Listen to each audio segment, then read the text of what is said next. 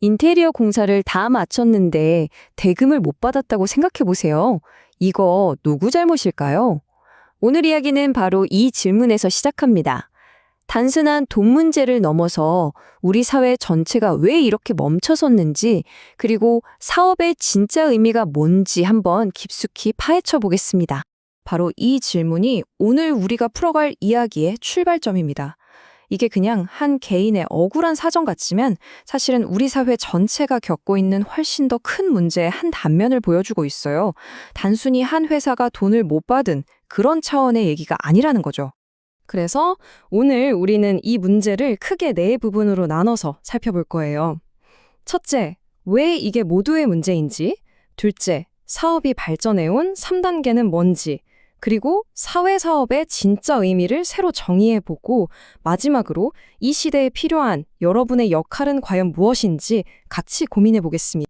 자, 첫 번째 파트입니다. 모두의 문제. 이 공사 대금 미지급 사건은요, 사실 빙산의 일각에 불과합니다. 이건 우리 사회의 시스템 전체가 삐걱거리면서 멈춰서고 있다는 훨씬 더 큰 신호라는 거죠. 강연자는 아주 단호하게 진단합니다.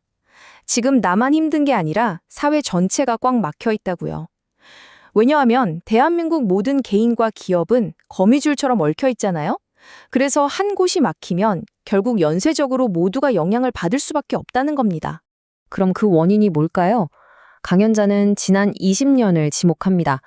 우리가 스스로를 사업가라고 부르기 시작한 지 한 20년 됐는데 이름만 그럴듯하게 빌려왔지 진짜 사업가의 역할은 제대로 하지 않았다는 거예요. 바로 거기서부터 이 모든 문제가 시작됐다는 아주 날카로운 지적이죠.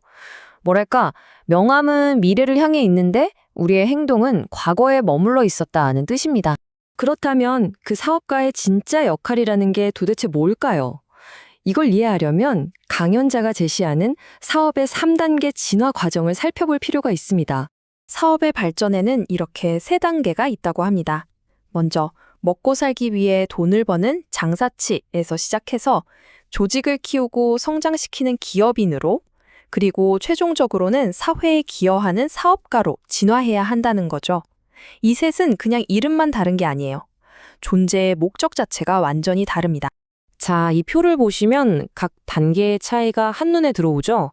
장사치는 오직 이윤, 즉 돈 버는 게 목적입니다. 반면에 기업인의 목표는 돈을 넘어서 기업의 성장 그 자체에 있어요. 그리고 마침내 사업가는 자신의 성장을 발판 삼아서 사회에 기여하는 걸 최우선 가치로 삼게 됩니다. 시대가 변하면서 우리에게 요구되는 역할도 이렇게 바뀐 거예요. 우리가 겪었던 그 치열한 성장의 시대에는요, 기업인의 역할이 아주 냉철하게 성장에만 집중하는 거였어요. 다른 사람 사정 봐주다가는 나까지 도태될 수밖에 없었거든요. 물론 그때는 그게 필요악이었을 수도 있죠. 하지만 정말 중요한 건 이제 그 시대는 끝났다는 사실입니다.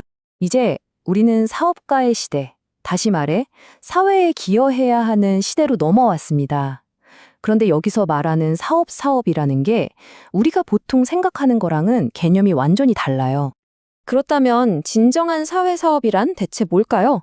우리가 흔히 떠올리는 기부나 봉사활동 이런 걸까요? 강연자의 대답은 아니요에 가깝습니다. 오히려 그 반대일 수도 있어요. 여기서 강연자가 아주 도발적인 주장을 합니다. 어려운 사람에게 그냥 돈을 쥐어주는 식의 동정은요, 사회를 발전시키는 게 아니라 오히려 의존적인 거지 근성만 키워서 사회 전체를 후퇴시킨다고까지 비판해요. 물질적인 도움만으로는 근본적인 해결책이 될 수 없다는 거죠. 바로 이게 강연자가 제시하는 새로운 정의입니다. 진정한 사회사업이란 돈을 주는 행위가 아니라 사람들이 스스로 일어서서 사회에 기여하며 살아갈 수 있도록 새로운 패러다임 자체를 만들어주는 것이라는 거죠.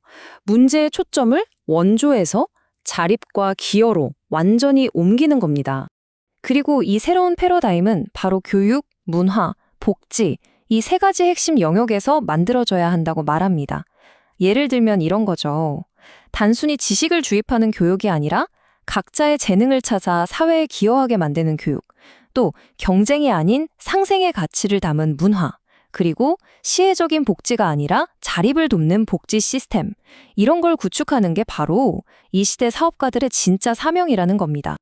자, 그럼 이제 이 거대한 철학을 우리 각자의 삶으로 한번 가져와 볼까요? 이 이야기는 일부 성공한 기업가들한테만 해당되는 그런 얘기가 절대 아닙니다. 이 문장 정말 강력하지 않나요? 심지어 가진 게 아무것도 없는 사람조차도 사회사업가가 되어야 한다는 겁니다. 왜냐하면 이건 돈이 있고 없고의 문제가 아니라 삶을 대하는 자세에 관한 문제이기 때문이죠. 핵심은 바로 이 사고방식의 전환입니다. 과거에는 나와 내 가족을 위해 일했지만 이제는 사회를 위해 내가 가진 걸 써야 한다는 거죠.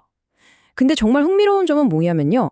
그렇게 사회를 위해 살 때 오히려 필요한 자원과 환경이 나에게로 흘러 들어온다는 거예요. 내가 사회에 기여하면 사회가 나를 돕는다는 그런 원리죠. 강연자는 현대의 기업인들을 부족장에 비유합니다. 부족장은 자기 부족민들을 아끼고 책임져야 할 의무가 있잖아요. 만약에 이 책임을 져버리고 자기 이익만 챙긴다면 그 부족은 결국 어떻게 될까요?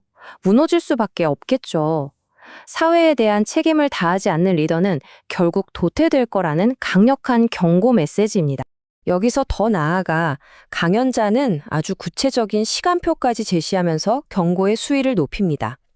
그는 하늘의 철퇴, 그러니까 거대한 사회적, 경제적 실현기가 이미 준비되어 왔고 2025년부터 3년간 본격적인 어려움이 닥칠 거라고 예측해요.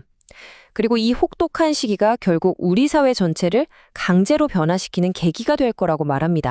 그러니까 다가올 어려운 시기에 우리 앞에는 두 갈래 길이 놓여 있는 셈입니다. 계속해서 개인의 이익만 쫓는 길은 더 큰 어려움으로 이어질 거고요. 하지만 사회에 기여하는 길을 선택한다면 어떤 어려움이 닥쳐도 이겨낼 수 있는 힘, 즉 회복 탄력성을 얻게 될 거라는 거죠. 오늘 분석, 이 질문으로 마무리하려고 합니다. 너무 거창하게 생각할 필요는 없을 것 같아요. 여러분이 지금 서 있는 바로 그 자리에서 여러분이 가진 능력으로 어떻게 우리 사회에 조금이라도 기여할 수 있을까요? 당신만의 사회사업은 무엇인지 한 번쯤 깊이 생각해 보는 계기가 되었으면 좋겠습니다.